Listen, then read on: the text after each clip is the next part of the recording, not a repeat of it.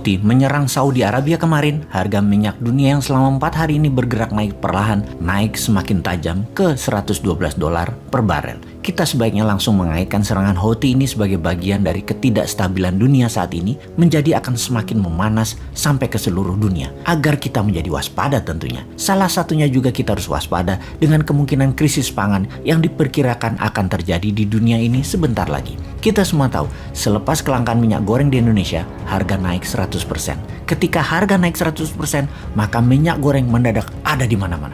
Ajaib ya, sulap.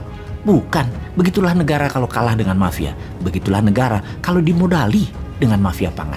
Kita lanjut, setelah BBM naik 2 kali, ditambah minyak goreng naik 100%.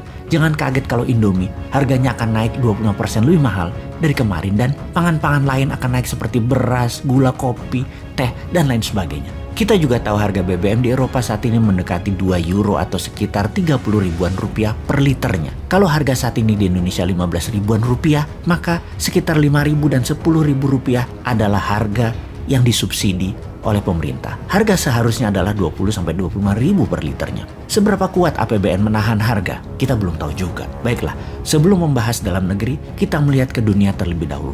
Efek perang Ukraina terhadap harga pangan. Sungguh, perang bisa menjadi masalah besar di dalam rantai pemasok pangan dunia. Bisa mendistrupsi banyak hal termasuk kekurangan pangan. Contoh terbaik salah satunya adalah harga minyak bumi.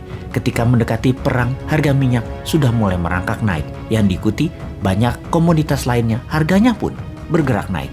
Tidak kecuali gandum, gula, dan minyak goreng. Kita mulai analisa dengan angka dan data. Rusia adalah pengekspor nomor 1 dunia dengan 18% gandum dunia. Ukraina nomor 5 dunia dengan 7% produk ekspornya. Dikombinasi mereka berdua, Rusia, Ukraina menjadi 20% ekspor gandum oleh mereka.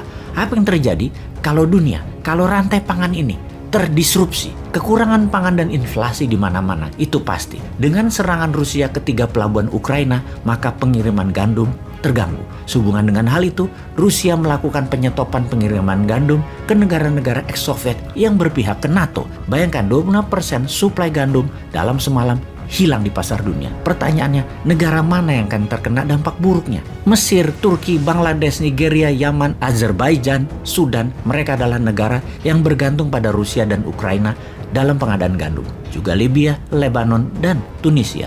Lihat fakta ini. Gandum Rusia bukan dibeli oleh negara besar, tetapi oleh negara dunia ketiga, negara berkembang. Sementara gandum di negara-negara tersebut adalah makanan utama ibarat nasi di Indonesia. Mereka akan kelaparan atau dapat dipastikan akan ada kenaikan harga pangan hingga 25%. Kita lengkapi data lain lagi sejak tahun 2020 hingga sekarang. Harga gandum di dunia sudah meningkat 33% dan harga minyak bunga matahari sudah meningkat 60%. Dan ketika perang meluas atau menjadi panjang, semua akan menjadi lebih buruk lagi. Salah satunya karena semua negara sekarang menyiapkan cadangan pangan untuk negaranya masing-masing dan ini membuat demand terhadap pangan meningkat. Kita lanjutkan lagi mengenai minyak goreng. Kita semua tahu Ukraina dan Rusia adalah negara pengekspor minyak goreng bunga matahari.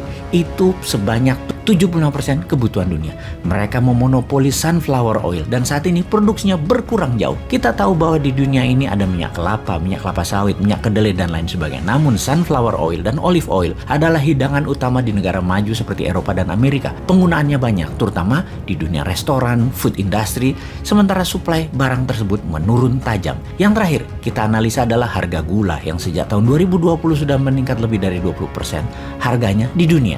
Memang Rusia dan Ukraina bukan top produser gula, namun gula selalu menjadi produk ikutan yang sensitif naik ketika konflik terjadi. Dan sebagai pengingat saja, hub barang-barang pangan Afrika dan Asia Barat adalah negara Mesir, di mana saat ini negara yang ambil barang tersebut melalui Mesir dibatasi karena pemerintah Mesir mulai mencadangkan untuk cadangan pangan nasional Mesir. Libya, Sudan, Nigeria, Yaman mulai marah terhadap Mesir. Kembali ke awal cerita, Houthi menyerang Saudi. Apakah kemarahan tersebut bagian dari marahnya pemberontakan Houthi? Mungkin saja. Itulah efek perang di Ukraina, di mana kita di Indonesia tidak terlibat apapun sejauh ini, namun sudah merasakan efeknya secara langsung. Juga warga Bangladesh, warga Ethiopia, Lebanon, Tunisia yang bisa kelaparan, yang akan membuat dunia semakin rawan untuk bentrok demi pangan sebagai bagian dari perang dunia ketiga. Mungkinkah itu terjadi?